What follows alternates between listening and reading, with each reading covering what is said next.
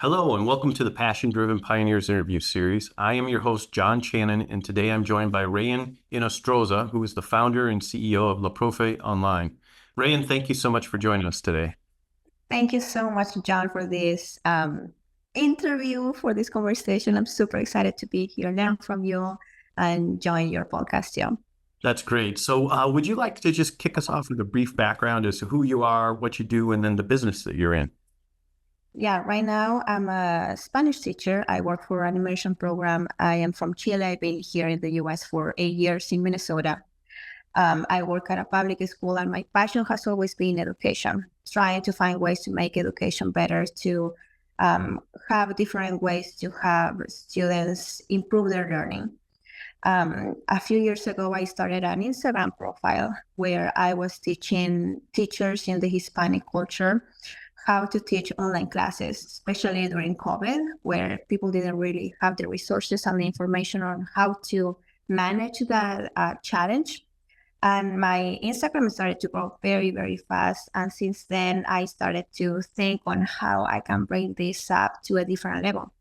So I decided to have a business called La Profe Online, the same name I use on my Instagram profile, where I coach teachers. Right now, we're working on a very big project that involves innovation and technology.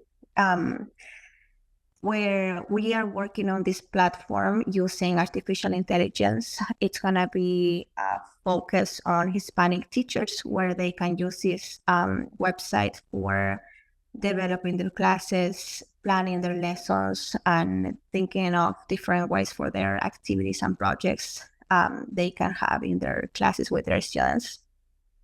That's interesting. That's a really interesting business model.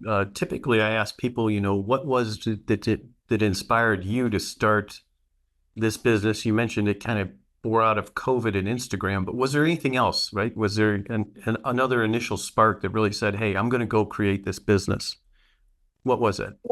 Well, I grew up in a family that was not privileged. I went to very, very poor school, and it's very crazy. When I was in 8th grade, the system we use in Chile, when you are done with 8th grade and then you're going to move on to high school, you try to go to a better high school, because then when we have to go to college, you have to take a national exam, and your results depend on the high school that you go to. So my grandma, I grew up with my grandparents. My mom was a single mom, so she was always traveling to get any kind of job she could have because she didn't have any college degree. And when my grandma started looking and applying for different high schools, all of them said no because I did horrible on every single entry exam. So my grandma went and talked to the principal at my current middle school. And she was like, Rayen is the number one in her class. Why is she not doing well on the exams so she can go to a better high school? And the principal said, well, what else do you want me to offer? This is for poor children. They don't deserve anything. And my grandma was shocked. She has never, ever heard anything like that. We got very sad. We didn't know what to do. So then we started talking to people, and my grandma was promising. Right now, we really thought that she was ready to start high school at this building. She has very good grades, but we didn't know that the information they were giving her, the way they were teaching her, wasn't enough and wasn't good enough. She will do well. I promise you, she's going to be good. She's going to be one of the top 5 students in your generation. Please accept her. And they said, okay, we are going to let her in the high school, but everything will depend on the grades that she will have. It's a very, very, very selective process they have in Chile. And compared to the US and Minnesota, especially in Minnesota, we have very, very good public schools. I work right now at a public school that is in the top 5, and it's amazing. A lot of resources, a lot of technology. In Chile, when you mention you go to a public school, everyone thinks, oh, like you are not well educated. So they really wanted me to be in a private school. So I went to this high school. Everything went well. It was very hard at first, but then I realized how important it is at a very young age to have a good education, and how many things can happen in your life because of the education you are getting. So then with this mindset, I decided to come to the US, apply for a job, got the job, and I learned that there is a whole different world where people actually believe in education and they actually do their job as they have to do it. So when we had COVID and I started learning that my previous college students, college classmates didn't have any ideas on how to do online classes compared to what I was getting here. I was getting trained, I was getting coached, a lot of information on how to do online classes. I told them, let's see, I'm gonna create an Instagram profile where I'm gonna be sharing on a daily basis everything I'm doing with my online classes, all the digital softwares I'm using, the resources, all the activities, attendance, everything I will share on my Instagram profile. And they were like, perfect. So I wrote in the group chat that we have on WhatsApp with my classmates, and they love it. And then they started asking me, is there any way we can share these videos and your profile with our coworkers? I said, let's do that. Perfect, of course. So I truly believe on the idea of giving free. It's like teaching for free. People need to be educated. We shouldn't have a price on those kind of knowledge that are, at that time, it was something like you learn or you lose. Like your students have to be on top of what's going on. And if you don't know how to give that information, deliver your classes, it's going to be bad for the country. So I started doing that. And then now with this other project that I have, it's kind of the same background. Right now, most of the artificial intelligence that exists on the internet are in English. There are a few in Spanish, but what they are using right now is just like an open resource that goes through the internet and you can get any kind of information. So what I'm working on right now is to build one website that has that artificial intelligence, but it's aligned with the standards in education for every country in Latin America. Because if you go to X website that says, oh, we are the biggest AI in Latin America, all the standards are going to be for the United States, but are going to be the national standards. They are not going to be for the states. Same thing with Latin America. They are going to be the ideas of education from the US, which is completely different to our expectations in Latin America. So what we are doing right now with this platform, we are changing it according to the standards of what the Ministry of Education says in each country. It's very exciting, and I think we can make a big difference on education for the Hispanic culture. So let's talk a little bit about the business model that you're using and how does that work, right? Because you're setting up essentially an educational resource as your business for the Latin American communities. So talk to us about how that business model is going to work or works. So, well, the plan, I'm working with my husband. He's a developer, and we have hired other developers that are helping us with the back and the front end, and also another team that's working with the design. We're going to offer this product to my audience on Instagram. My audience are Hispanic teachers. I'm going to be doing stories on my Instagram, reels, lives. I'm going to invite other teachers to collaborate on a reel, and I'm going to share with them what this software is going to be about. And they are going to share ideas on how they are going to be using this website. We are going to give it for free. We will have 3 models: the free version, the premium version, and the school version. The free version is going to have access to all the resources, but we're going to give them a few amount of tokens they can use weekly. Versus the premium version, they're going to have all the features unlimited, and they can use it and ask as many questions as they want to. The premium is going to be, I will say, X amount of number, for example, $5. And then we are going to have this plan for schools where if they have 5 or more people working for the building, we will give them a discount and they will have to pay less money compared to the premium cost that we have right now. So this is going to be more like we are a startup right now. We are working on launching the website. It's ready, but we still need to do some tests to see how many people the website can host and how many users we can have. Because I have a feeling that it's going to go well. And if I launch it right away into my Instagram, the platform is not going to handle good enough the process of getting new users. Yeah, so you So don't want the platform to crash on you. yeah, no, absolutely. So we're going to offer those 3 levels of hosts. And what we're going to be doing too, we are going to hire, it's going to be like a marketing lead. And that person is going to start sending emails and proposals to schools, principals in Latin America. That's great. So I appreciate you taking the time to share that. So you're in the startup mode. You're working Mhm. full time, right? What's Yeah. uh, what's you're trying to start up this new business. What's your work-life balance kind of look like right now? Right now, I'm super privileged because I'm a teacher and I can be full time doing this over the summer. Well, we're getting ready But to go back to school though. yeah, yeah. Next week, I'm going to start with my school schedule and things are going to be a little bit different. So, what I did last year, I asked my principal for permission to be a part time teacher. So, I'm going to have the mornings off. I'm going to start working at 10 in the morning. I will have a few hours to meet with my team, do the stand up meeting, talk about the goals for the day. And then I'm going to teach until 3 p.m. And then from 3 up to any time at night, I will keep working on this. So it's going to be very busy. It's going to be very challenging, but I have a lot of motivation and I believe in this project.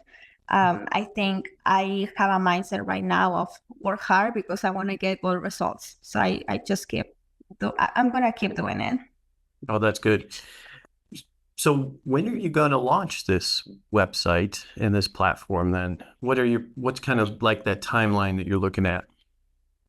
So this weekend we are going to have a little presentation to some investors and some people who want to learn about this project. But our goal is by the end of September, beginning of October, to launch it to users. And your first year when you launched this, right? The first school year, essentially. Um, what are kind of your expectations for success in that first year? And what types of expectations are you setting with the people that are going to be the users of your platform? I think I'm going to feel it's going to be a success if I am able to have enough users signing up and believe in this platform and keep using it for months.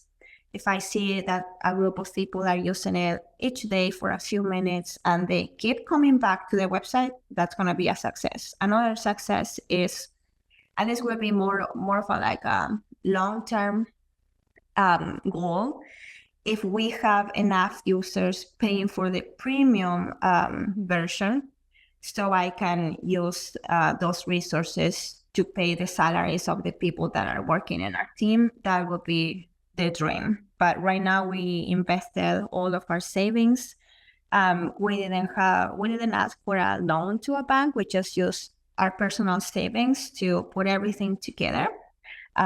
So eventually we want to be able to say, okay, we we got back the money that we invested. At least we're gonna do that. Because anything could happen and we could fail and we're okay with it. And if it fails and it doesn't go well, I think I have learned so much during this process.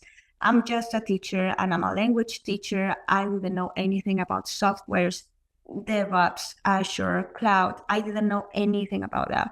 But now I have some knowledge, and also I develop the skill of being a project manager, which is something that I'm very proud of. So if nothing goes well, at least I got a lot of knowledge out of this whole project. Well, do you see yourself continuing into the future to be both a teacher and to operate your business? Or, obviously there's a certain level of success that's going to come with this. I don't know if you can do both forever. Yeah, I know. No, and that is something that I've been thinking about a lot, but right now it's not a reality. So in my ideal world, I will be a part-time teacher because I really love teaching. And all of the ideas that are involved in this project are based on my experience as a teacher. I love teaching teachers too, how to teach and how to manage behavior and how to keep students engaged and want them to be in their classrooms. And that's exactly what I have in this platform. All of that knowledge, all of those experiences, the teachers are going to have access to them. There's this part of me that thinks if you are going to be an educational leader, you have to be in a classroom. Otherwise, you are too far away. There's too much distance between what's happening in an actual classroom and your business. So I would love to keep doing part-time, maybe teach less hours. But that is something that I wouldn't like to go away in my life. Well, I would say the teaching is obviously helping you build some content, which is going to be super important. And also as schools change, right? I know a lot of schools are going through a process now of changing how they're teaching reading. Yeah. And, as those new programs come up, I'm sure you'd love to make sure you're staying on top of it and incorporating that into your curriculum. No, absolutely. Things are changing. The generations are changing. Now we are facing with students with um, different social challenges. So before, the phone was always a problem, but right now we are talking about a lot of anxiety and depression because of social media. And those are things that are definitely affecting their learning process. And it's not just a few cases, it's a lot of students that are coming into the classroom without any expectations in their lives, without any energy, no motivation, because they are comparing themselves to the people they are watching on their TikToks, on their Instagrams. And they have this lack of energy, this lack of motivation that it's affecting the whole environment in the room. Yeah. So this is actually exciting having you on our show because this show is really targeted towards people that want to do or maybe are in the process of doing exactly what you're doing now. So knowing that this show is targeted towards people getting ready to start up a business or maybe early in their startups, do you have any final thoughts or words of advice you'd like to share with our audience today? If you have an idea, don't be afraid of trying it. If you have a little bit of money saved and you think you can start working on this project, on your project, do it. There will never be a right time. There will never be enough resources. It's going to be a process full of mistakes, a process full of learning. And I think you just have to do it. There's no way you can know what could have happened if you don't try it. So just start as soon as possible. I believe that this project will never be done. These projects will never be finished. There's always something that's going to be in progress, something that you have to fix, something that you have to improve. So just do it. And then with the time, you are going to be able to learn what are the things that are going to be um, facts or elements that you have to work on to make your project better. But don't be afraid. I think being afraid is one of the biggest reasons why people don't start their startups or why they want to keep dreaming about it and they don't bring it to life. Start right now, start as soon as possible. It's crazy because I have always thought we have to do it as soon as possible, but then bringing that into your actual life, it's a completely different thing. So I've been thinking about this idea for a long time since ChatGPT started to be a thing a few years ago. And then I'm like, should I do it or not? It's gonna be expensive. I don't have people to do this. It's too hard. Who knows how to use artificial intelligence? Like it's a completely new thing. So then last year we decided to work on this. And now last weekend we got an ad on TikTok with another person, another company doing the same thing, using the same colors and the same logo we have. So then we got shocked and now we had to hire a new person to do a new logo, a new everything. So as soon as you do it, the better it will be. So just do it. I think that's my biggest message. Well, that's a great message to end on. So I appreciate you taking the time to share that. And thank you so much for your time today, Rayen. No, thank you so much, John, for this, and thank you for having this platform for us to learn about how to start with a startup. Yeah, it was awesome meeting you, learning more about your entrepreneurial journey and learning about your platform. And so for everyone watching, I look forward to seeing you in our next episode. Thank you so much. Have a great day.